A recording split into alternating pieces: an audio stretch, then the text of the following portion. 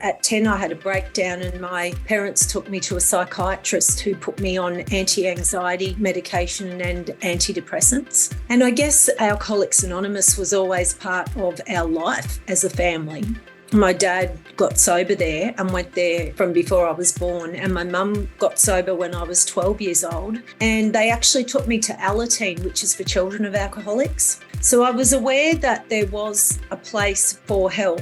But at the time that I was introduced to this, and also my dad took me along to some meetings when I was 15 and 16, because 3 months after I started drinking, everybody connected to my family told me I was an alcoholic. And I couldn't believe it, that at 15 I could be an alcoholic.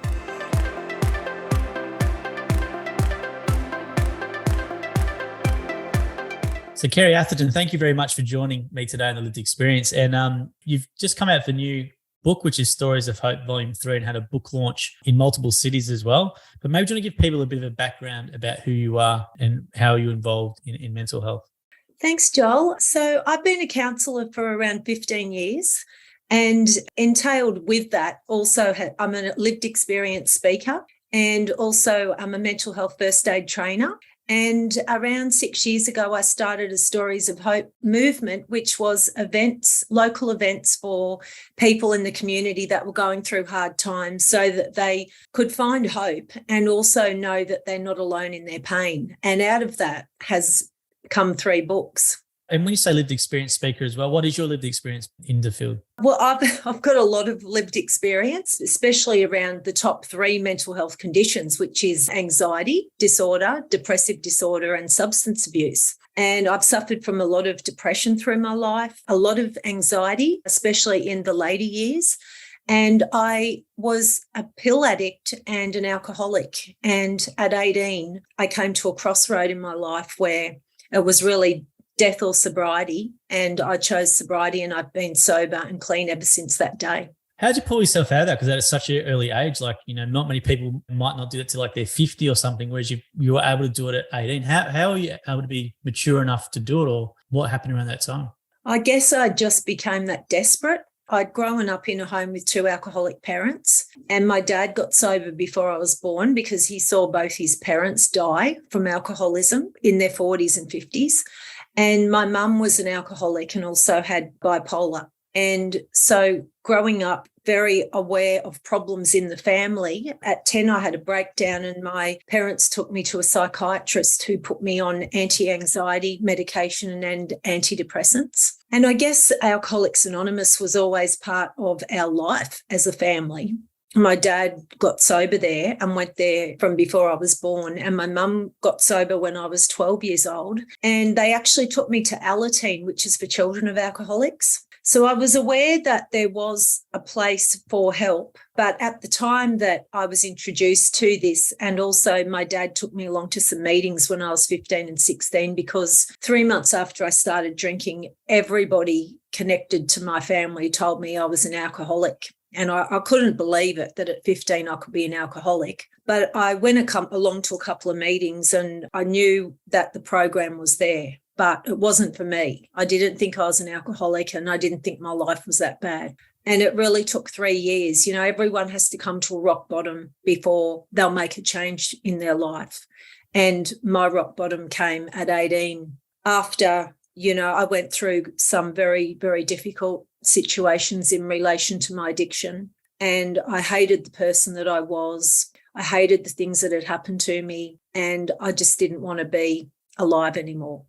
Thanks for sharing that. Very powerful. And you mentioned in there your mum had bipolar disorder. So this is something I can relate to because my mum had bipolar disorder 1. So I grew up with that, but she couldn't drink because if she drank, it was not good for her mental health. So how was it with your mum being an alcoholic plus having bipolar disorder? I could imagine. How was that?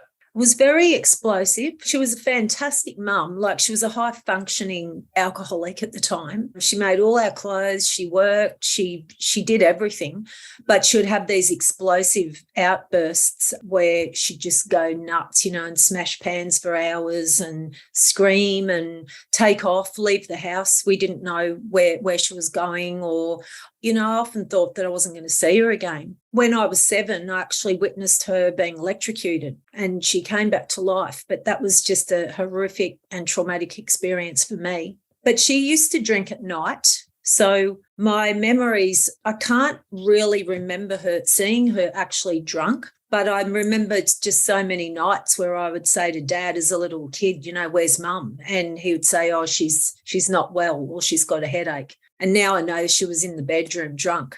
And I didn't really see much of her at night until I was about 12, and when things really changed. But it was like living on eggshells, treading on eggshells, and you could never predict the atmosphere. I didn't know when she was going to be good and when she wasn't going to be good. And I grew up very, very insecure as a result of that. And how did you deal with it? Did you have any strategies when you were growing up? Was it something you just tried to avoid, or you knew not to go into the room maybe at these certain times, or how did you manage your own life? Well, I was pretty close, very, very close to my dad, and we were both musicians. My dad got me piano lessons at 7. So most of my early childhood, my bonding was probably with my dad, and we would, jam. He was a jazz saxophone player and I was a piano player, and we played music together all the time. He told me about the hard stuff in life, and I had 2 brothers. A lot of my childhood is a blur because also being medicated at the age of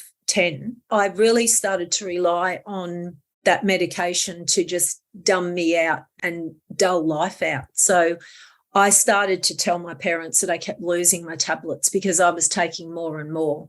I was also being bullied at school. I just felt like I was terrified after an experience that happened to me when I was 9 also. And it was a situation, something that happened to me when I was on holidays, but the person knew where we lived. And most people have a safe haven at school or at home, but I just didn't feel like I had one anywhere. And I was terrified. I have a lot of happy memories of, my childhood and my parents. And my mum was never like physically abusive towards me or anything, but there was a lot of times where I would do the wrong thing and she wouldn't speak to me for a few days, and that not knowing how to ever make that right was really heartbreaking as a kid. Did anyone explain to you what bipolar was, or go into Match Help, helping you understand the condition? No. And my mum was under the care of the psychiatrist. My dad was under the care of the psychiatrist. So I guess I just back then in my young years thought, well, maybe this psychiatrist is just helping all of us. But back then it was called manic depression. Yep. And so I knew that term, that my mum had manic depression, but I didn't. Now I know that to be bipolar. She didn't so much have extreme highs, but she did have highs where she would be very high functioning, but the lows were a lot. Yeah. Was she bipolar 2 then, maybe? Because there's bipolar 1, 2, and there's another, I think 2 is more flat and then 1's more manic. Yeah, I think she was definitely the more flat, and it was never diagnosed as that back then. Yep. But only that I know that now. I know that that's, what she suffered from. And did the psychiatrist ever involve, or was he treating you as well? Or did he involve you much to tell you what's going on, or not really? Or no, it was more to do with my fears that I was going through. Yep. And the anxiety that I was going through. And I said to my parents, I don't know if it was after I'd stopped drinking or about, why'd you send me to a psychiatrist? And they actually said, if we didn't send you there, we thought you would end your life. And how was that, hearing that from your parents? It was a real shock. And I guess I'd just give a trigger warning here, that's really talking about suicide. I knew there was many days in my teenage years that I thought about not waking up in the morning. The thought of waking up in the morning for me was terrifying. And I often used to wish that I'd go to sleep and not wake up.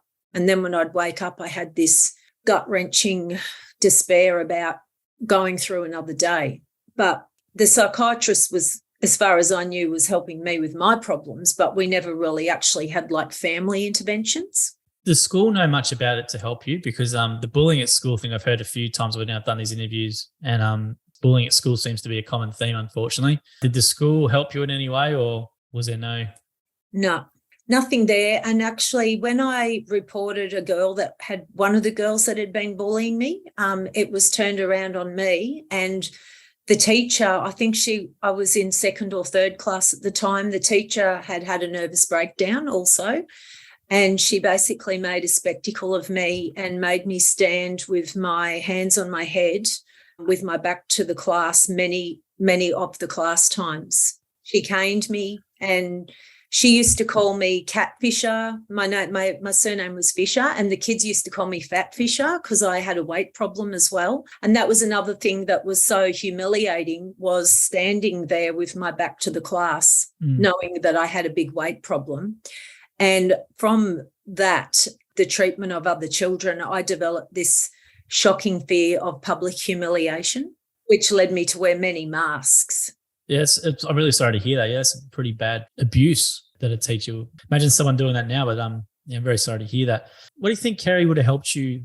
Like, I know it's a bit different now, but back then, what do you think would have helped you? Do you think being involved with a psychiatrist more in regards to what was going on with your mum, or do you think having some sort of external mentor? What do you think would have actually helped you, or the school actually taking the bullying seriously? What do you think would have helped you in that situation? It's really hard to know, because I know these days now we've got school counsellors, guidance officers, chaplains. I was at a Catholic school, and as far as I knew, there was no support. I didn't know where to go for support. I'd go home and I'd tell my parents, but I'd guess that there was so much going on in our family life that it was just another thing, you know. So I hear this often, and I actually have been a school chaplain for 6 years, and I hear this often from kids that when their parents are struggling, they actually don't want to disclose that to their parents because they feel like their parents have got enough going on and they just don't want to make things worse. But I had a piano teacher at school, and I had weekly piano lessons, and I guess that was a little bit of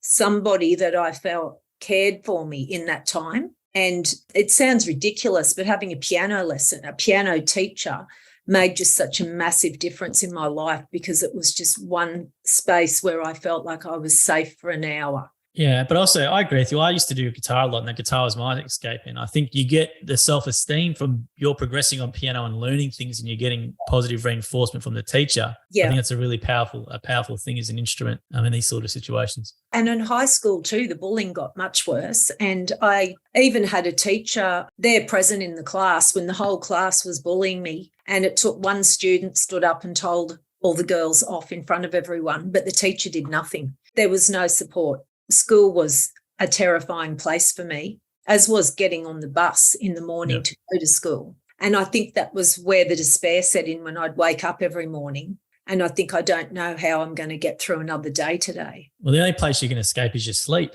And then, let's say if you have nightmares or something, 24 hours. I had this conversation with a few people before, especially the bullying part. That's a really big impact on people, and credit to you for getting through it, because some people don't. Thank you, Joel. And I want to talk to you now about, you're a trauma counsellor. Now, I think this is an important thing, because obviously you've had a lot of trauma back in your life as well. So why did you go into that field? And maybe do you want to talk about that? Because I think you're way more experienced and an expert on this than me, but I think a lot of stuff that goes on in people's life currently, let's say if it's addictions or whatever, it can be all or majority of it linked to traumas, right? Yes. So do you want to talk about that and your expertise in that area?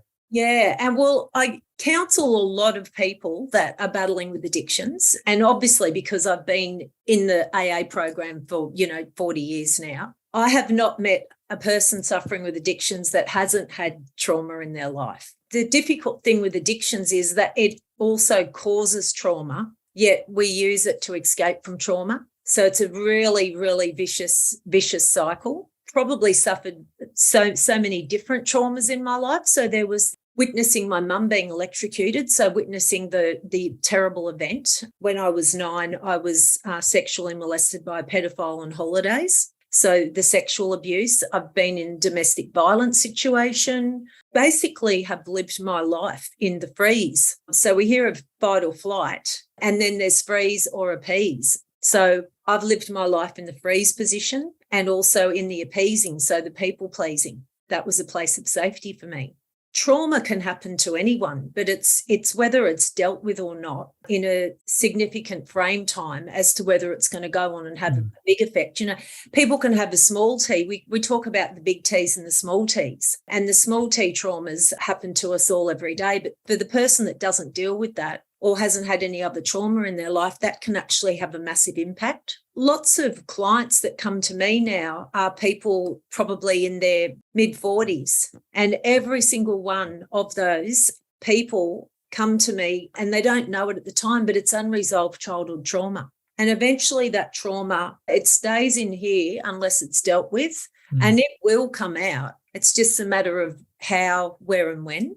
And so I guess my encouragement to anybody that feels like they still have triggers or are still suffering from a trauma that they experienced is to get it out somehow, whether that's journaling, talking to someone, speaking about it, writing about it. Well, that's journaling, isn't it?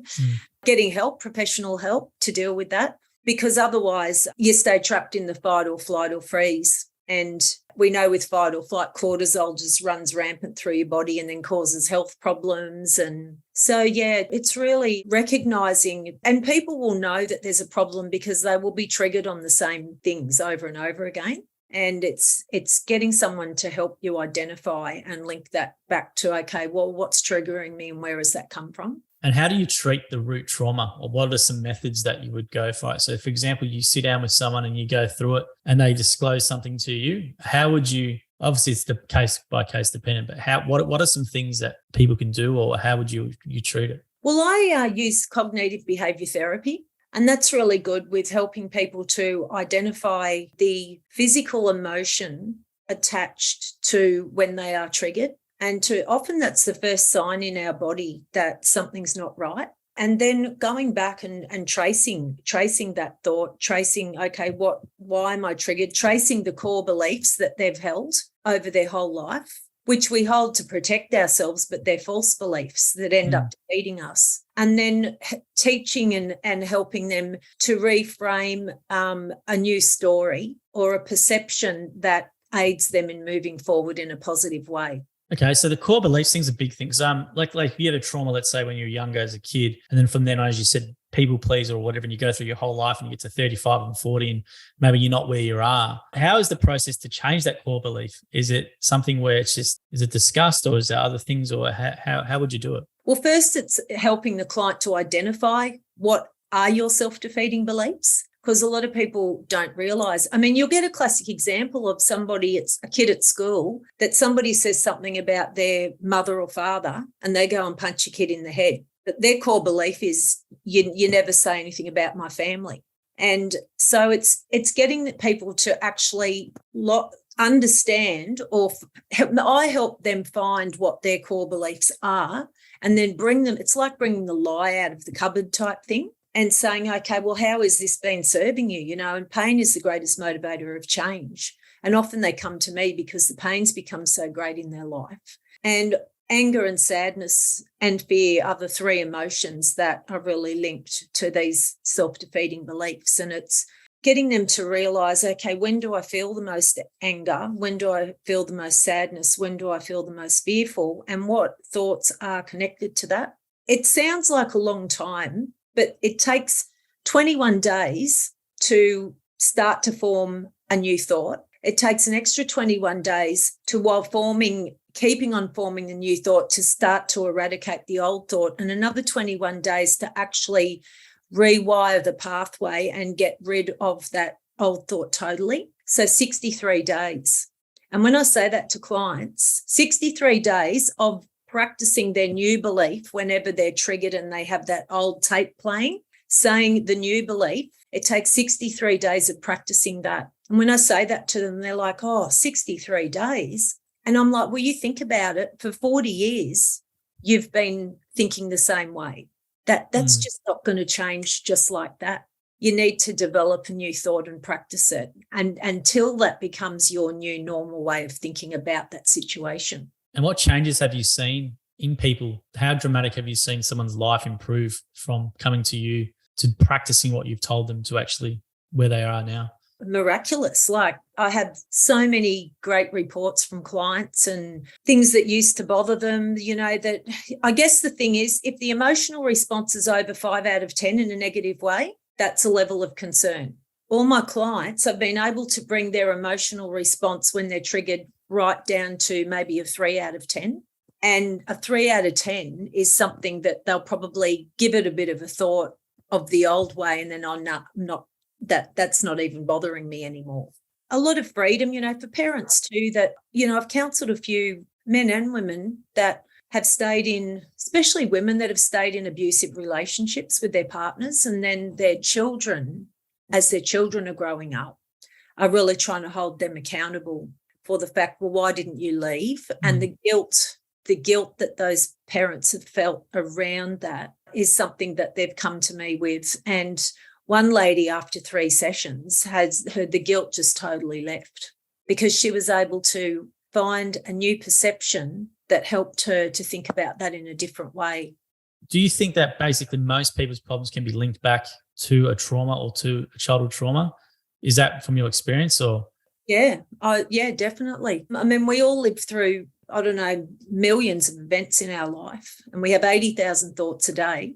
Trauma, as I said, if it's not dealt with, it stays in here, it stays in us. And so you often get, people that will have death in the family or something like that, and they don't feel that they can really grieve properly for some reason. Maybe it's because they have to keep up and operating. So our mind doesn't let us actually grieve properly unless we feel like we're in a secure enough state to do that.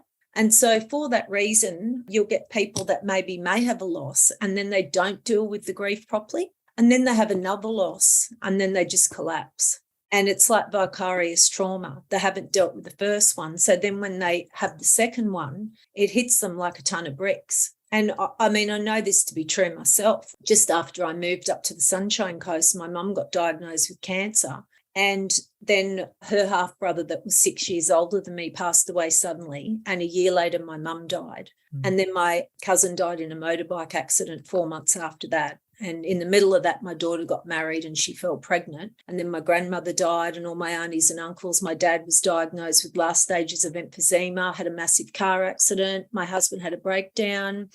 I actually had to leave work because of workplace bullying. So all those traumas on top of each other, I felt like I was out in a king tide, just treading water. And every time I'd just try and take one stroke of the arm to get back to shore, I would be smashed with another wave and I felt like I was drowning out in the ocean. And that's what unresolved trauma does to people. And how did you deal with that? So you would have had your experience. Was that when all that stuff was happening, were you experienced in trauma counselling yourself, and was this prior to that or? No, well, I started having counselling myself. And Okay. in the middle of all that, I was actually working as a counsellor. Okay. How was that?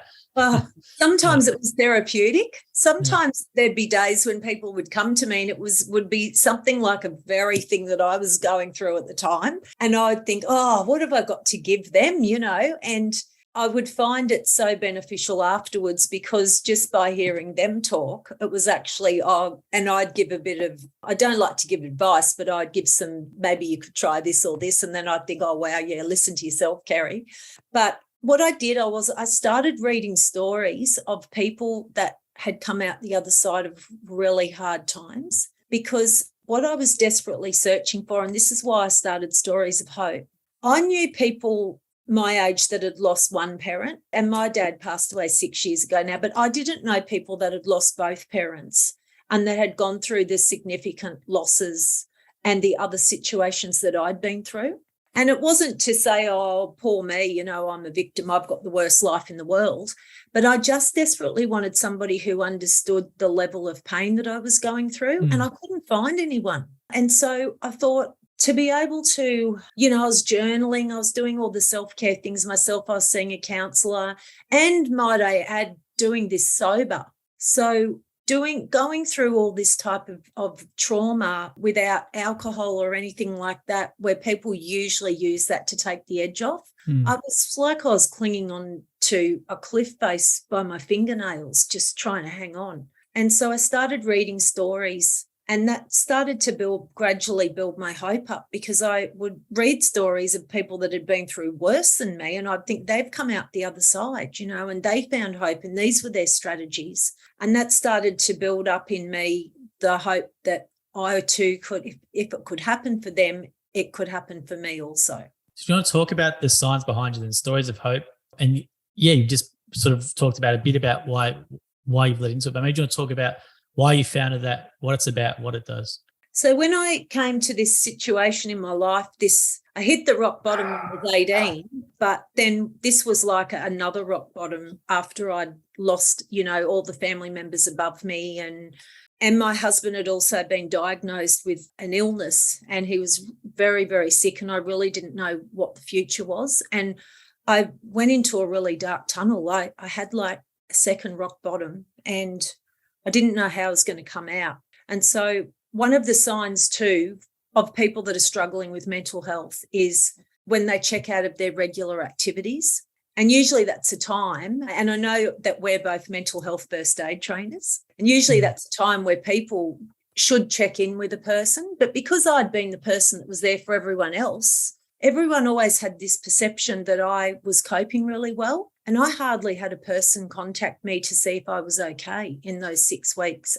And that was a very soul-destroying time because I felt all alone. And I dragged myself out and went to a women's conference, and I heard 3 people get up and share their stories of coming out the other side of hard times. And it was right then I actually had my own light bulb moment where I thought, wow, I looked at everything that I'd come out of in my life, and I thought, I have so many stories of hope to offer other people.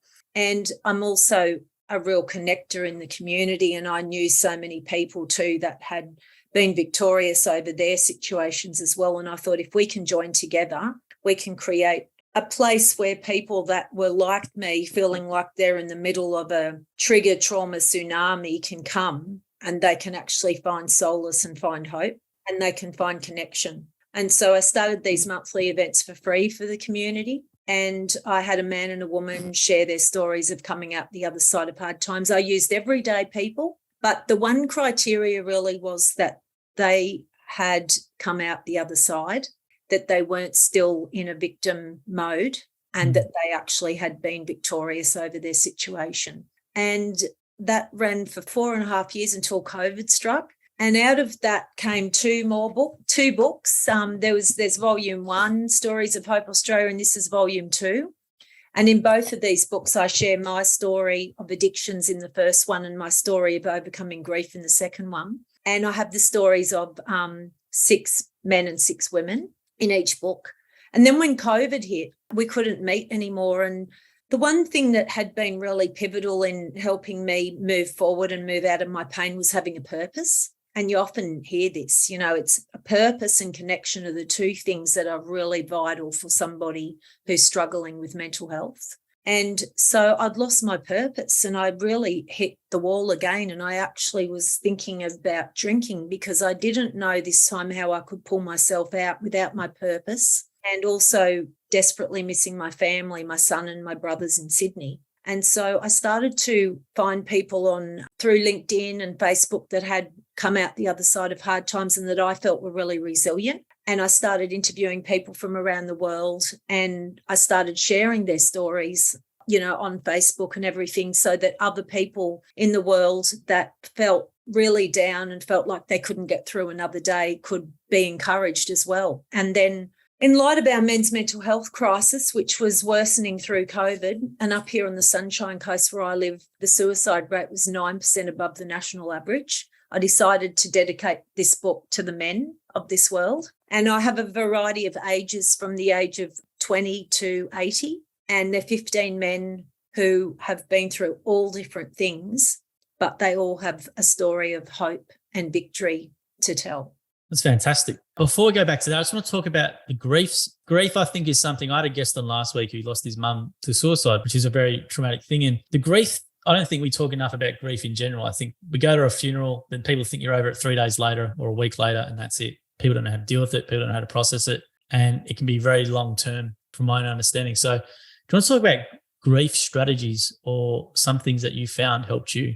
Yeah. And I firstly just want to say too, whenever I put a post up about grief, it doesn't get a lot of interaction. People are scared of that word.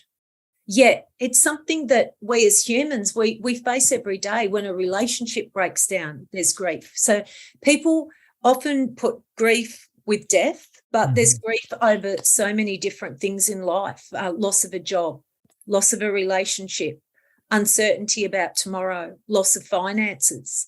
And so I think if people can start to get a greater understanding that we walk through grief every day, and when it happens, we need to find a way to deal with it because that grief turns into trauma. So some of the things that were strategies for me personally was, I've got a faith. I spent a lot of time praying, reading uplifting books, even something like burning a candle that smelt nice. That became something that appealed to my senses, that made me feel good.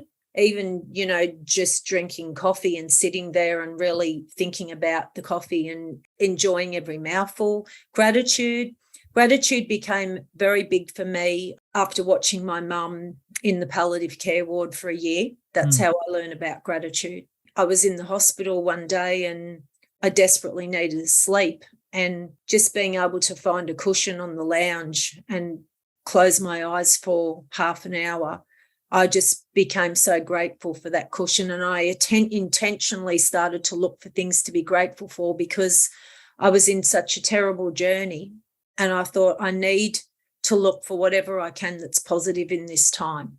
Because when we go through hard times, we can either do the journey very badly or we can do it well. So gratitude became a massive part of my healing journey.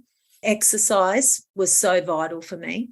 And I'm not, I don't do the gym and everything, but that's really great for a lot of guys, find that really helpful. But I walked by the beach and I would sit and I'd stare at the ocean. Staring at the colour blue, and we both got blue on today, actually does something amazing for the soul. And staring at the colour blue is very healing, and it releases endorphins into our body, which makes us feel good. Eating the right food, when we're not eating the right food, it really impacts the way we think. Getting enough sleep. So a lot of these things are just, and journaling was massive. So whatever I could to get pain out, and whatever I could find that appealed to my five senses that was positive, I would do that. And I stayed away from sad music. Okay.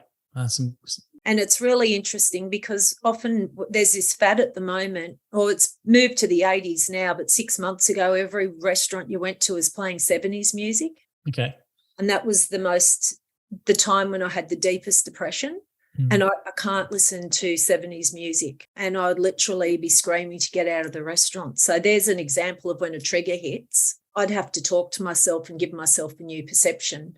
But staying away from things that are going to trigger you, to knowing your triggers and then avoiding those things if you can. That's some good advice there. And I was going to go into your Stories of Hope, Volume 3. What are some common things or common threads that you found out when you were doing the interviews for the book series that were, let's say, interesting to you, or things that maybe we should pay attention to more? Because you did mention the increased suicide rate up in your area. Yeah. And my second question was, do you think that's more because, I don't want to put a stereotype on people, but more macho-y sort of blokes up in that area, let's say, opposed to other areas of the country? Or why do you think that was? There's been a lot of study up here on the Sunshine Coast, and it's been thought that there's a link to trauma and post-traumatic stress in particular through the DNA of returned soldiers. So their children have a pre-genetic disposition to post-traumatic stress, because we have had a lot of younger suicides up here, particularly of men, of boys, like men in 16 to 20 or whatever. But the common thread, I think, and my whole purpose for the book was that as a counsellor, I sit and help people mop up the pain of the past. And often people don't seek help, especially guys, until the crap has really hit the fan and until life is a real mess. And there's so many situations where I have people sitting before me that are so broken, and I think, wow, if only you'd sought help earlier, your life could be very different and there wouldn't be as much pain to try and move past. So I guess the common thread for me was, because in everything I do, it's all about suicide prevention. So I see myself as an interventionist, and everything that I've ever done is for early intervention and prevention. And I see this book as an early intervention tool, because what I asked the guys to do was to be raw and real, and they've really laid themselves emotionally bare on the pages. And that is to show other men that it's okay to share how you feel. While other guys often don't reach out for a chat or anything like that, if they can read the stories of people that are expressing their emotions, they'll be able to identify with that in a non-threatening way. But a lot of these guys did things that they regretted as well. So some of the guys in the book, life happened to them, and then the others, life happened, but then they made poor decisions. One guy is Australia's most notorious bank robber. He's in the book, John Killick. And his girlfriend hijacked a helicopter and landed it on the roof of maximum security prison and broke him out. Okay. Yep. Yeah. So he's in the book. And the thing that really struck me about his story, when I read his story, I cried because he had the saddest start to life. You know, he was a good kid, but then he lived with a violent alcoholic father and his mum suicided when he was 17. And then he went out on the streets because he didn't want to live with his dad. And then an older guy tried to sexually assault him, all within a 24-hour period. And so for survival, he started stealing to get money for food. And his life just went on from there. So at the age of 80, his message now is that it's not too late to give back. And I just love that, you know, that somebody that's in the much later part of their life is still being able to find a purpose and to be able to give back and send a message to all the younger guys that there's redemption after poor choices, there's second chances. And what do you think can be done from because like mental health awareness is a thing now. It's very well known, but I still think it's very mental health awareness is a thing obviously now, but I think it's very surface level still. Yeah. Trying to get the bloke who will see maybe an ad or whatever it is or see something, but to get them to take action, as you would know, is very, very hard. What things or what else could be done to try and help more people or more men especially take action and make a contact? Because that seems to be the hardest thing is actually, you know, in Melbourne, you have to go to a GP to get a referral to go to a site. And that can be very hard for people just to do it in itself. Yeah. So what do you think can be done to try and get more men to stop just looking and thinking about it and actually start taking action and doing? Well, I think awareness, you know, I was giving a lot of thought to this because I saw, you know, the questions came through. I think the media lets men down big time because it doesn't show all aspects of a man. It just shows, you know, the rough and tough. I think that doesn't show enough the emotional and gentle side of a guy, you know, and something, if any men are listening out there, you know, their perception might be that women want the big macho men, you know, but often a lot of women I talk to, they want the guy that is kind and in touch with their emotions. I think it's got to be on all of us. There needs to be more awareness out there. I mean, we have apps that guys can go to if they don't want to talk to someone, but the studies show too that the intervention or somebody checking up on a guy that was suicidal has a massive impact on them not taking that action. Connection is massive, and the person that's struggling often won't go out and find the connection themselves. So I really think that this awareness has to be massive in community. I think more people need to do courses like the mental health first aid course, because the more of us in society that are aware of the signs, the more of us are going to reach out to the person next door, the person across the road, the person in our office where we might not have before. And the more people doing that, you know, if we have double the amount of people checking in on other people, chances are that person at least knows someone cares about them enough and they don't feel alone. And also they might go and get help then. And from a government perspective, there's obviously a lot of money getting poured in at state and federal level because they want to promote it because it's something obviously that's important to a lot of people. So they're going to promote that they're doing something about it. Where do you think the funding can go or should start going? It needs to go to on-the-ground workers. This is the thing, you know, they keep throwing money at it and putting it in this mental health bucket. Like I haven't seen any of it. I'm on the ground work. I'm a counsellor. We don't get any government funding like psychologists or social workers do. And our work is just as hard. You know, we haven't studied for the textbook as much, but most of the counsellors are long-term lived experience people, which has a massive impact and benefit for people that are struggling. I really don't know what the government's doing with the money. There's a lot of money. There's a lot of awareness about mental health, but nothing's actually being put into pools for programs and stuff like that to actually address the underlying problems. And we need to address the underlying problems. And for men, their relationship breakdown, financial problems. They're the two massive triggers for guys for checking out. But the thing is, you're not taught that at school, right? So you never taught financial literacy or basic, you know, as you said, relationship skills at all at a school level. So what do you think could be done in regards to a funding from that level? Do you think more financial counselling support or more more just free counselling, or what would you like to see? I'd like to see the government supporting counsellors to be able to see people. I've had so many people contact me and say, do you do the mental health plan? And they are specifically often middle-aged guys who are struggling with addictions, because for men, substance abuse disorders is the highest form of mental health problems in Australia. And they come to me and I'm like, I'm sorry, I can't access the mental health plan. So why is that the case? Is it just because you need to be a qualified psychologist, or what's the point? Why is the well, case? the way the government set it up, they have up to this point, they haven't given any credence to lived experience workers. I haven't. No. Just they done one thing. They done one announcement for like 6.5 million for something, but that's really it. And out of billions, I think billions of dollars, whatever they're doing, there's like 6.5 million was allocated towards lived experience panel or something that I saw. Yeah. And so if the counsellors that were reached out to were available and able to do the mental health plan, you would have triple the amount of people getting support. Well, it makes sense because there's a massive shortage of psychologists. Like people cannot get into one. And yet then if they've got to go to a counsellor and can't get the mental health plan, they might not be financially able to afford it. So then they're stuck. And, they might rely on a hotline, which then refers them. A lot of the major hotlines just referral services to someone who might be busy as well. So yeah, it's a bit of a problem. Well, you can get into, I actually had a guy come to me who's had a marriage breakdown and really on the edge. He said to me, I'm glad that I've found somebody that's got some lived experience and that I wasn't just sent to some 22-year-old psychologist who knew nothing about life.